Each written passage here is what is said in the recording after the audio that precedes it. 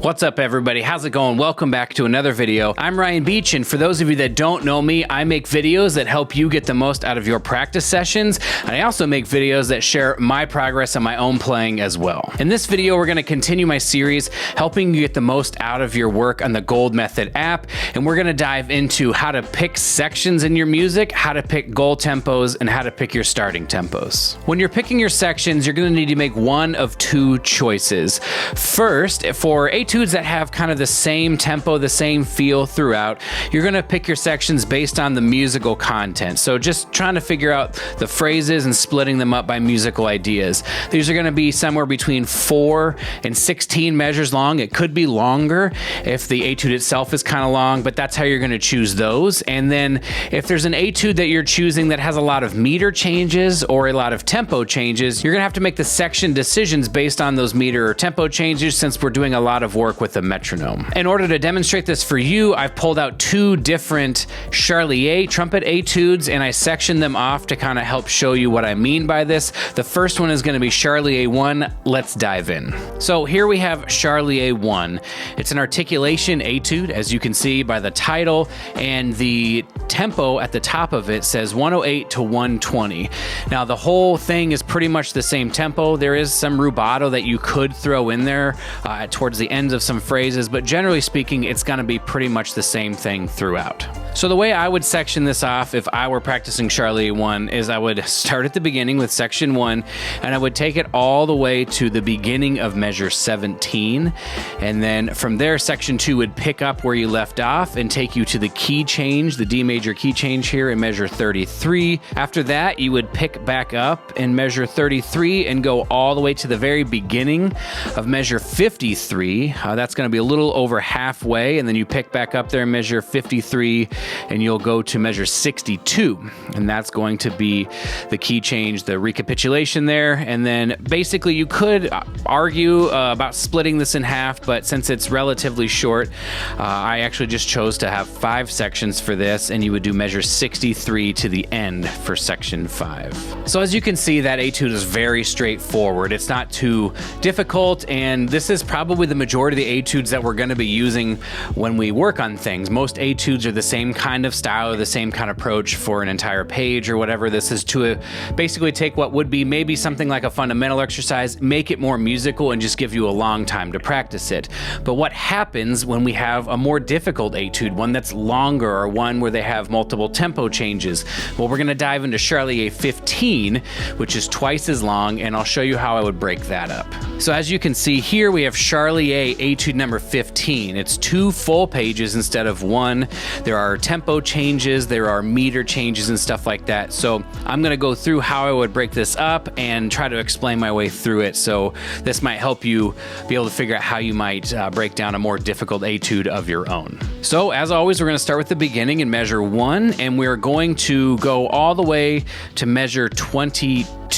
Now this isn't necessarily for a meter change or anything like that. It just seems like a good length. We don't want to necessarily try to stretch it that much further into the next section. And so the section 2 is going to start the next measure in measure 23 and go all the way to measure 47. Starting here in the 6/4, we're going to have section 3 at this meter change. It's also a tempo change, so it's a nice clean break. We're going to take section 3 all the way through the end of the top line of page 2, and then we're going to pick up section 4 right there at the 2/4 with another tempo change. And this is where things are going to get a little bit tricky, so follow me here. Section 4 starts in measure 66, and we're actually going to run that all the way to measure 92. It's a pretty long section, but the reason we're going to do this is because if you split it up before that, you would run into having this tempo/meter change at the tempo 1. So we actually just want to cut it right there in measure 92 and then pick back up in measure 92 right where we left off. And then we're just going to go another 20 measures or so to measure 109, and then we'll just pick up where that next phrase starts for section 6 and measure 110 and take it all the way to the end.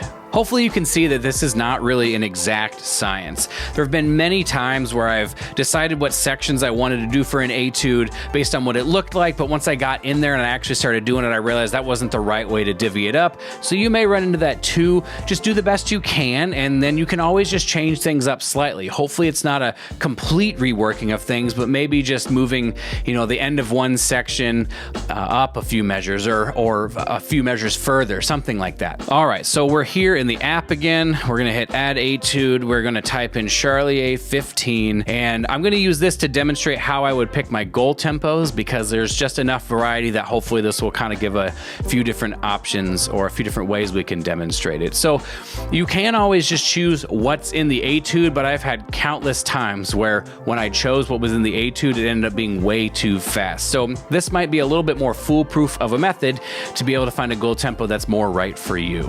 So here we're gonna have measure 1 to measure, I think it's 22, correct? And then the goal tempo, we're just gonna grab our phone, we're gonna open up tonal energy, that's what I use, and I'm just gonna start singing the beginning of the etude. Bom bim bom bim bom badum bidin bom bim bodim bodim bom bom bim bom. So I have about 120 for that. We'll move on to the next section, measure 23 to measure 47, and it looks like it's the same, but just to make sure, it's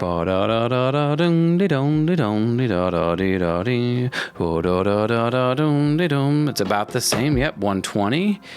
So we'll go down to next section is going to be measure 48 to measure 65. That's going to be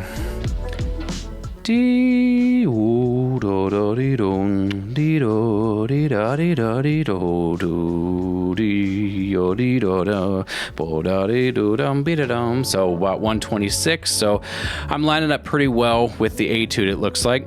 Section 4 is going to be on the next page, so we're going to go measure 66 to measure 92. Let's tap this out.